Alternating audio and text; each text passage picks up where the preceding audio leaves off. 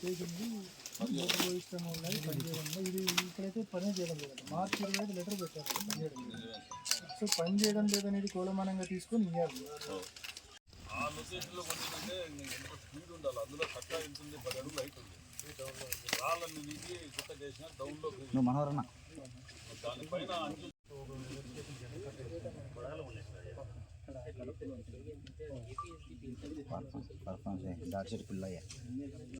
వెసులుబాటు ఉంటుంది. 2-3 నెలలు పని, 3 నెలల తర్వాత ఏంటంటే వేరే పంట పెట్టుకోవడానికి పెద్ద ప్రాబ్లం ఉన్నది.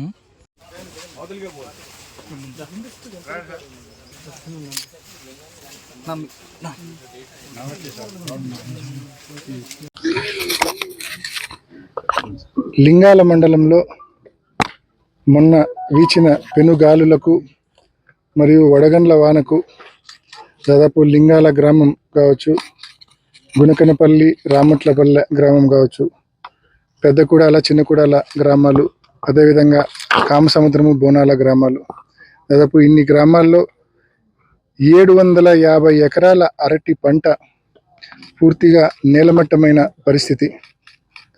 సరిగ్గా 3 వారాల క్రితమే తాతిరెడ్డిపల్లె, పార్నపల్లె, కోమన్నూతల తదితర వెలిదండ్ల తదితర గ్రామాల్లో కూడా 1420 ఎకరాలు, అంటే కేవలం 3 వారాల వ్యవధిలోనే ఒక్క లింగాల మండలంలో అరటి రైతులు దాదాపు ఈ పెనుగాలుల వలన కావచ్చు, లేకుంటే వడగండ్ల వాన వలన కావచ్చు 2150 ఎకరాల పంట నష్టం వాటిల్లింది.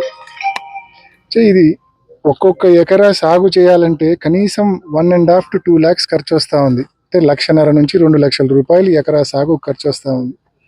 మరి ఈ నేపథ్యంలో సాగు లెక్క ప్రకారం తీసుకున్నా కూడా రైతులకు 42 కోట్ల రూపాయల నష్టం కేవలం ఈ 3 వారాల్లో ఈ గాలుల వలన, వడగండ్ల వాన వలన ఏర్పడిన పరిస్థితి. మరి ఇంత భారీ నష్టం నుంచి రైతును ప్రభుత్వాలు ముందుకు వచ్చి ఆదుకోమని చెప్పి మనవి చేస్తూ ఉన్నాం.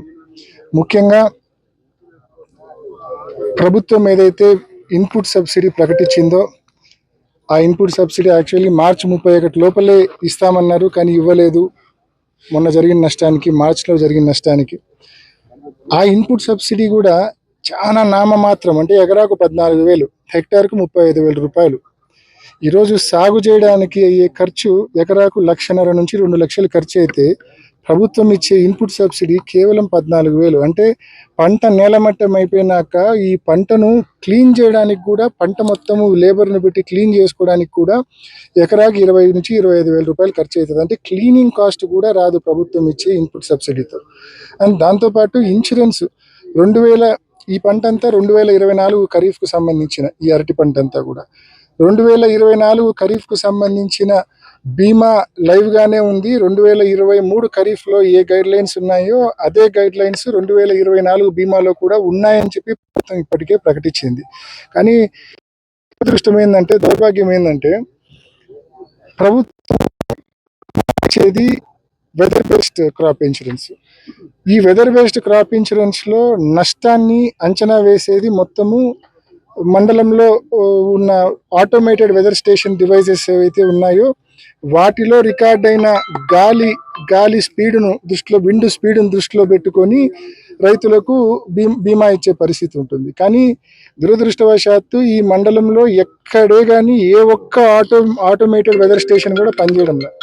మార్చి 25 తారీఖునే కలెక్టర్ గారికి కూడా హార్టికల్చర్ వాళ్ళు లేఖ రాసినారు. ఈ మాదిరి ఈ గాలులకు చెట్లు పడిపోతూ ఉన్నాయి, ఏ ఒక్క ఆటోమేటెడ్ వెదర్ స్టేషన్ కూడా పనిచేయడం లేదు, పని చేస్తూ ఉన్నాయి కూడా పూర్తిగా లోపభూయిష్టంగా ఉన్నాయి. కాబట్టి వాటిని ప్రామాణికంగా తీసుకొని రైతుకు బీమా ఇవ్వాలంటే రైతు పూర్తిగా నష్టపోతాడని చెప్పి హార్టికల్చర్ వాళ్ళు కూడా మార్చిలో కలెక్టర్ గారికి లేఖ రాయడం జరిగింది. అంటే ఇవన్నీ దృష్టిలో పెట్టుకొని లోపభూయిష్టంగా ఉన్న ఆటోమేటెడ్ వెదర్ స్టేషన్లు కావచ్చు, పని చేయని ఆటోమేటెడ్ వెదర్ స్టేషన్లు కావచ్చు, వీటిని దృష్టిలో పెట్టుకొని గాలి స్పీడ్ ఎంతున్నా కూడా చెట్లు పడిపోయినాయా లేదా అనేది ప్రామాణికం అంతే. అంటే ఒక మనిషికి బీమా ఉంటుంది. ఆ బీమా 20 కిలోమీటర్ల వేగంలో చనిపోతే ఆ మనిషికి బీమా రాదని చెప్పడము, 50 కిలోమీటర్ల వేగంలో ఆ మనిషి చనిపోతేనే బీమా వస్తుంది అని చెప్పడము ఎంతవరకు అది అర్ధరహితం కదా. ఇది కూడా అంతే, చెట్లు పడిపోయినాయా లేదా అనేది ప్రామాణికం. 2150 ఎకరాల్లో పంట నష్టం జరిగింది ఈ 3 వారాల్లో.